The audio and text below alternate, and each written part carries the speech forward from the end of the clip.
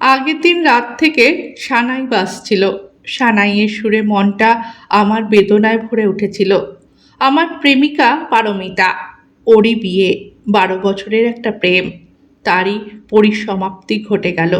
কিছুতেই ভালো লাগছিল না। যে পারমিতা একদিন আমার হতে পারত, আর কয়েক ঘন্টা পর সে হয়ে যাবে অন্য কারো বউ। কিছুতেই মানতে পারছিলাম না। তবুও সব কিছু মেনে নিতে হবে, কারণ সত্যিটা দুজনেই জানি। জেনে শুনেই একে অপরের সাথে গাঁটছড়া বাঁধতে পারিনি, শুধু রাতটুকুর অপেক্ষায়।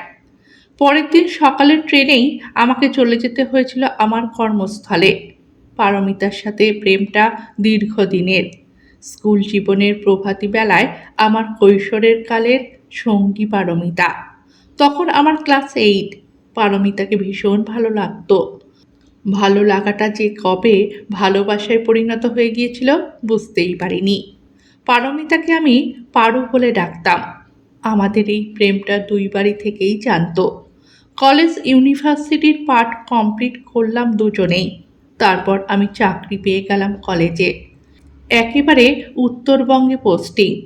পারু তখন বলেছিল, চলো এবার আমরা বিয়েটা করে নিই। পারুকে বলেছিলাম, আমিও সেই দিনটার অপেক্ষায় সজনী। আমাদের 4 হাত বাঁধা পড়ুক, আমিও তো চাই। কুষ্টি ঠিকুজি মেনে বিয়ে দেওয়ার রীতি দুই বাড়িতেই। তাই বাড়িতে যখন বিয়ের কথা জানালাম, তখন দুই বাড়িতেই কুষ্টি ঠিকুজি নিয়ে পড়ল। দুজনের কুষ্টি ঠিকুজি মিলিয়ে দেখে যা পাওয়া গেল, এই বিয়েটা উভয়ের পক্ষেই শুভ নয়। তাই বিয়েটা না হওয়াই ভালো। কারণ বিয়েটা হলে কারোর সঙ্গে কোনো মতের মিল হবে না, একদিন ছাড়াছাড়ি হয়েই যাবে। তাই দুই বাড়িতেই রাজি হলো না কেউই। আমি তবুও বলেছিলাম, আমি এসব কুষ্টি ঠিকুজি মানি না, আমি পারুকেই বিয়ে করব। পারু কিন্তু এতটা মনের জোর দেখাতে পারেনি। কুষ্টি ঠিকুজিকে অস্বীকার করার মতন সাহস পারু দেখায়নি। পারু আমাকে বলেছিল, যে বিয়েটা সুখের হবে না, যে বিয়েটা করলে একে অপরের সাথে ছাড়াছাড়ি হয়ে যাবে, সে বিয়েটা করে কী লাভ? মাঝখান থেকে দুটো জীবন নষ্ট হবে। তাই বাড়ি থেকে যা বলছে সেটা মেনে নেওয়াই ভালো। পারুর কথাগুলো সেদিন মানতে ভীষণ কষ্ট হয়েছিল, তবুও দাঁতে দাঁত চেপে সব কষ্ট মেনে নিয়েছিলাম। সেদিন মনে মনে ঠিক করে নিয়েছিলাম আর বিয়েই করব না। পারুর বিয়ের দিন সকালের ট্রেনেই চলে আসি উত্তরবঙ্গে। প্রথম প্রথম কদিন বেশ কষ্টই হয়েছিল। যে পারমিতা একসময় আমার ছিল, এখন সে অন্য কারোর। তাই পারমিতার স্মৃতি মন থেকে মুছে ফেলা সম্ভব নয়। তবুও মনের মণিকোঠায় পারমিতা রয়ে যাবে চিরকাল, এটাই ভেবে নিয়েছিলাম সেদিন। তারপর থেকে 1 বছর কেটে গেছে। কয়েক দিনের ছুটিতে বাড়িতে এলাম। বাড়িতে আসার পর মা আমাকে জিজ্ঞেস করলো, পারুর খবর শুনেছিস? আমি রাগ দেখিয়ে মাকে বলেছিলাম, ওর নাম ওর কথা আমার কাছে কখনো উচ্চারণ করবে না। দ্বিতীয়বার যদি ওর কথা বলেছ, আমি আর কোনো দিনই বাড়িতে আসবো না। এমন কথায় মা আমাকে আর পারুর কথা বলতে আসেনি।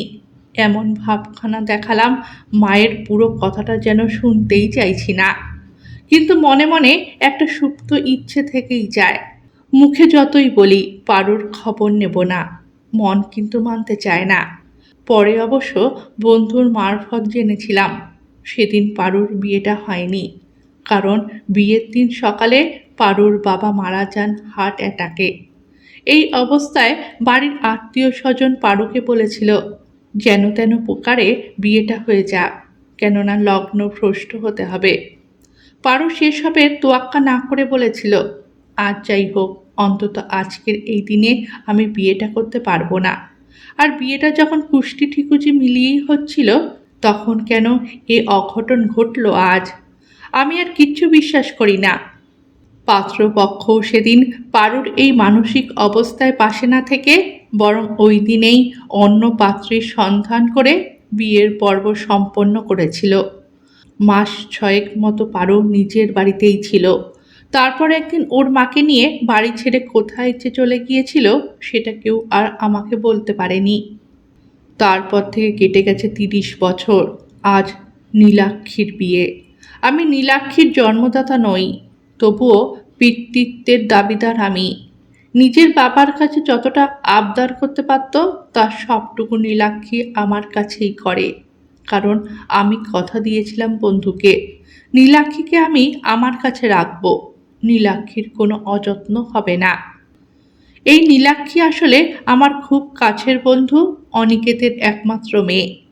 উত্তরবঙ্গে এসেই পরিচয় হয়েছিল ওর সাথে। আমি যেখানে থাকতাম তার কয়েকটা বাড়ির পরেই অনিকেত ভাড়া থাকতো একটা বাড়িতে। একটা বেসরকারি চাকরি করত। মানুষ হিসেবে ভীষণ হেল্পফুল ছিল অনিকেত। যখন যা হেল্প লেগেছে সর্বত্রভাবে সাহায্য করে গেছে আমাকে। সেবারে আমরা গেলাম সিকিম বেড়াতে, আমি আর একজন বন্ধু আর অনিকেতের ফ্যামিলি। সেখানে গিয়েই একটা বড় দুর্ঘটনা ঘটল। পাহাড়ে উঠতে গিয়ে আমাদের গাড়ি খাদে গড়িয়ে পড়ল, আর তাতেই মারা গেল অনিকেত আর অনিকেতের স্ত্রী। সৌভাগ্যক্রমে বেঁচে গেলাম আমি আর অনিকেতের একমাত্র মেয়ে নীলাক্ষী। তখন নীলাক্ষীর আর কত বয়স হবে? ওই 4 বছর। আর সেই 4 বছরের নীলাক্ষী আজ বিবাহযোগ্যা। নীলাক্ষী এখন একটা কলেজে পড়ায়, তবে নীলাক্ষী তার পছন্দের মানুষকেই বিয়ে করছে। কুষ্টি ঠিকুজি বিচার আমি করতে যাইনি। দুজন মানুষ দুজনকে ভালোবেসে বিয়ে করবে, এর জন্য কুষ্টি ঠিকুজি কি দরকার? আজও সকাল থেকেই সানাই বাজছে। সানাইয়ের সুরটা বড় বেদনার। একটা বিচ্ছেদের উদ্বেগ করে মনের মধ্যে। বুকের ভিতরটা হাহাকার করে ওঠে। সুরটা শুনলেই মনে হয় একটা বিচ্ছেদ হা করে গিলতে আসছে। যাই হোক, আজ বড় আনন্দের দিন। আজকের দিনে কোনো মন খারাপ করলে চলবে? কথাগুলো ভাবছি, সেই সময় পারমিতা উপরের ঘরে এসে বলল, এই যে মশাই, আমি এদিকে খুঁজে খুঁজে মরছি, আর উনি এখানে। ও বাড়ি থেকে গায়ে হলুদ নিয়ে আসার সময় হয়ে গেল। এইমাত্র ফোন করেছিল ছেলের বাবা, বলল ওরা বেরিয়ে গেছে গায়ে হলুদ নিয়ে। নিচে চলো তাড়াতাড়ি। এত বড় বিয়ের দায়িত্ব তার বেশিরভাগটাই সামলাচ্ছে পারমিতা। আজ নীলাক্ষীকে মানুষ করার পিছনে পারমিতার ভূমিকাই তো সব থেকে বেশি। বলতে গেলে পারমিতাই নীলাক্ষীর মা। নীলাক্ষী পারমিতাকে মা বলেই ডাকে। পারমিতার কথা বলতে একটু অবাক হলেন নিশ্চয়ই। ঘটনাটা বলি। নীলাক্ষীকে বাড়িতে নিয়ে আসার পর প্রথম কদিন খুব অসুবিধাই হয়েছিল নীলাক্ষীর। একে ওইটুকু মেয়ে, তার উপর বাড়িতে দেখাশোনার জন্য একটা লোক অবশ্যই চাই। তাই একজন আয়ার ব্যবস্থা করতেই হয়েছিল। মোটামুটি ততদিনে আমার কলেজে চাকরির প্রায় 10 বছর কেটে গেছে। একদিন টুকটাক কিছু জিনিস কেনার জন্য নীলাক্ষীকে সঙ্গে নিয়েই বেরিয়েছি। জিনিসগুলো কেনাকাটার পর একটা বইয়ের দোকানে উঠেছি। হঠাৎ মুখোমুখি দেখা পারমিতার সাথে। পারমিতাকে দেখে চমকে যাই। এখানে পারমিতাকে দেখব সেটা কল্পনার বাইরে। তো আমি নিজে থেকেই বললাম, তুমি এখানে? হেসে বলল, অবাক হলে? অবাক হওয়ারই কথা। আমি তো এখন শিলিগুড়িতেই থাকি, এখানেই একটা স্কুলে চাকরি করি। তোমার কলেজ তো এখানেই। তুমি এখানেই আছো এতদিন, অথচ আমি এখানে আছি জেনেও তুমি যোগাযোগ করনি। কি হবে যোগাযোগ করে? যোগাযোগটা তো সেদিনই ছিন্ন হয়ে গেছে, আজ থেকে 10 বছর আগে। তোমার মেয়ে তো বেশ সুন্দরী। কি নাম তোমার? বলে মেয়ের দিকে তাকিয়ে জিজ্ঞেস করতেই মেয়ে বলে উঠল, নীলাক্ষী। সঙ্গে সঙ্গে আমিও বললাম, পারমিতা ও আমার বন্ধুর মেয়ে, আমি বিয়ে করিনি। বন্ধুর মেয়ে বলতে? তখন পারমিতাকে সমস্ত ঘটনাটা খুলে বলতেই হলো। ঘটনাটা শোনার পর পারমিতারও মনটা খারাপ হয়ে যায়। তারপর পারমিতা নিজেই বলল, যদি খুব জরুরি কোনো কাজ না থাকে তাহলে আমার বাড়ি থেকে ঘুরে আসতে পারো একবার। সেদিন পারমিতা ওর বাড়িতে নিয়ে গেল আমাদের। আস্তে আস্তে পারমিতার সঙ্গে যোগাযোগটা গড়ে উঠল নতুন করে। নতুন করেই প্রেমে পড়লাম দুজন দুজনের। কয়েকদিন পর পারমিতা নিজে থেকেই বলে, নীলাক্ষীকে যদি আমার কাছে রাখি তোমার কিছু অসুবিধা আছে? পারমিতা কথাটা মন্দ বলেনি। একটা বাচ্চার কাছে তার মাতৃস্নেহের ভীষণ প্রয়োজন। তারপর থেকে নীলাক্ষীকে নিজের কাছে রাখার দায়িত্ব নেয় পারমিতা। আমরা দুজনেই ঠিক করি নীলাক্ষীকে মানুষের মতন মানুষ করতে হবে, কারণ সেদিন আমি আমার বন্ধুকে কথা দিয়েছিলাম নীলাক্ষী এখন আমাদের সন্তান। আর কিছুক্ষণ পর বিয়ের লগ্ন। সন্ধ্যার রঙিন আলোর ঝলমলে পরিবেশে নীলাক্ষী সেজেছে অপরূপ সাজে। পারমিতা ধুতি পাঞ্জাবিটা এগিয়ে দিয়ে বলল, আজ এটা পরবে তুমি। ধুতিটা বলে, হ্যাঁ ধুতি, তোমাকে কখনো কোনো দিনই জোর করিনি, আজ এটা আমার দাবি।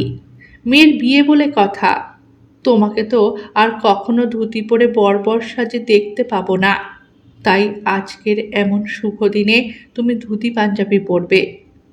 পরতে পারি, তোমাকেও কিন্তু আজ সুন্দর করে সাজতে হবে, খোপায় অন্তত একটি গোলাপ দিও। এদিকে বর এসে গেছে, চারিদিকে কত লোকজন। পারমিতাও পড়েছে একটা বেনারসি, খোপাতে একটা লাল গোলাপ। এক হই হুল্লোড় আনন্দময় পরিবেশে বিয়ের পর্ব সমাপ্ত হলো। পুরোহিত মশাই ডাক দিলেন, আসুন দুজনে মেয়ে জামাইকে আশীর্বাদ করুন। মেয়ে জামাইকে আশীর্বাদ করলাম দুজনে। নীলাক্ষীর চোখে তখন জলে ভরা। নীলাক্ষী প্রণাম করে বলল, তোমাদের আশীর্বাদের হাত আমার মাথায় যেন চিরকাল থাকে, আর তোমরা দুজনেও এভাবেই ভালো থেকো। আজ 5 বছর অতিক্রান্ত। কুষ্টি ঠিকুজি বিচার না করেই সেদিন মেয়ের বিয়ে দিয়েছিলাম। ওরা বেশ আছে দুজনেই। আসলে মানুষের সাথে মানুষের মনের মিল নিয়েই বিয়ে, তাই বিয়েতে এই মন্ত্রটা পড়া হলো বা না হলো সেটা নিয়ে কিছু যায় আসে না। আর আজ আমরা দুজনেই রিটায়ার করে গেছি। না, বিয়েটা আমাদের হয়নি, এটাই হয়তো বিধির লিপি। আমি আর পারু আজ দুজন দুজনের সুখ দুঃখের সাথী। আজও আমরা সেই আগের মতো প্রেমিক প্রেমিকা।